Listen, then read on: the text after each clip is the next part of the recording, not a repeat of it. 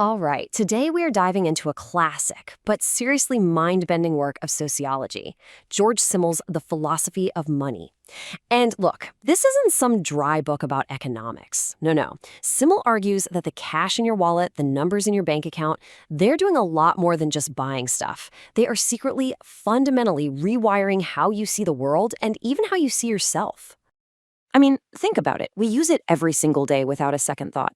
But what if it's not just a neutral tool we're using? What if money is an active force that's actually structuring our reality, our sense of freedom, and even our relationships with each other? Well, let's find out. So, to really get to the bottom of money's power, we've got to ask a much bigger question first. What is money, really? For Georg Simmel, the answer doesn't start with coins or paper bills. It starts with the whole idea of value itself. Okay, Simmel has this really fascinating take on value. He says something isn't valuable just because it's useful. Instead, value gets created by this tension. First, we make something, right? We separate it from ourselves. Then, its value is all about the distance, the scarcity, the time, the sacrifice that we have to overcome to get it back. You know? If something's way too easy to get, it's not that valuable. And if it's literally impossible to get, well, it's not valuable either. Value lives right there in that sweet spot of difficulty. And this whole idea of value, naturally, it led to exchange. At first, it was super simple, right?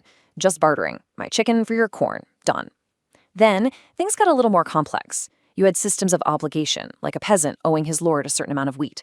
But the real revolution, the game changer, was creating a universal currency. Because all of a sudden, every single thing, food, land, labor, even something like honor, could be measured by one single abstract number. And this is where Simmel's argument gets so compelling. He saw this invention not as just, a convenience, but as one of the most powerful forces for human freedom in all of history. That's a pretty bold claim, isn't it? How on earth could money be a key to freedom? Well, for Simmel, the answer is all about how our duties to each other have changed over the centuries. Just look at this progression. A slave, their entire person is owned. A peasant is a step up, they're a little freer, but they're still tied to a specific product. They have to deliver the wheat. But the modern person who just owes money, their obligation is totally abstract. They're completely free to decide how they're going to get that money. They can grow wheat, or they can raise cattle, or they can write code.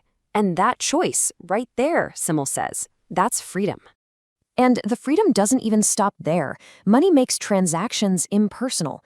That means we become more independent, less tied to the personal whims of a single boss or landlord. It's flexible, right? It frees us from having to manage physical stuff like land or property. And, this is crucial, it lets us separate our personality from our work. A musician gets paid the same fee whether they play with soul-stirring passion or just kind of phone it in. The work gets sold, not the person. So, money is this amazing force for freedom. Case closed, right? Well, not so fast. Simmel says there's a really deep and troubling flip side to this whole thing.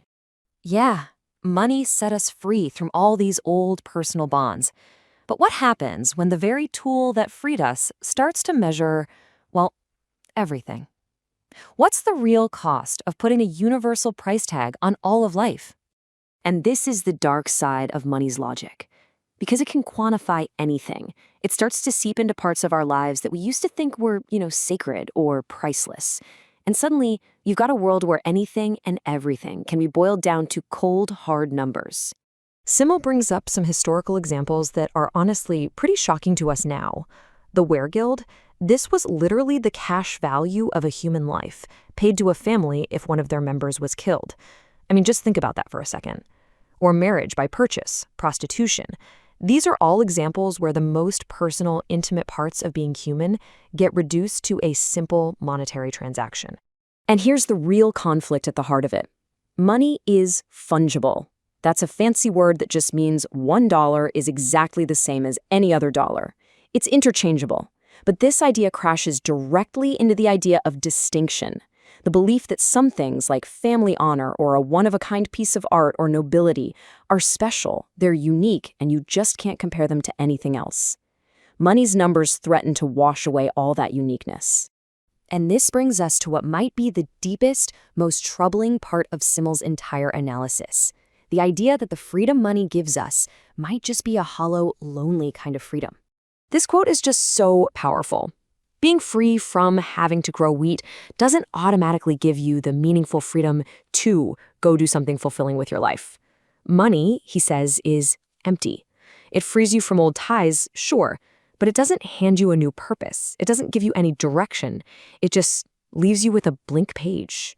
And this emptiness, it leads to what Simmel, and yeah, you might be hearing echoes of Karl Marx here, saw as a kind of alienation. The division of labor, which is totally driven by a money economy, means we don't have a personal connection to the things we make anymore. We work for a wage, not for the finished thing we helped create. So objects and people they drift apart. And the ripple effects on society are massive. Our relationships can become more calculating, more intellectual, and less emotional. Society gets atomized. It becomes just a collection of separate individuals instead of a connected community.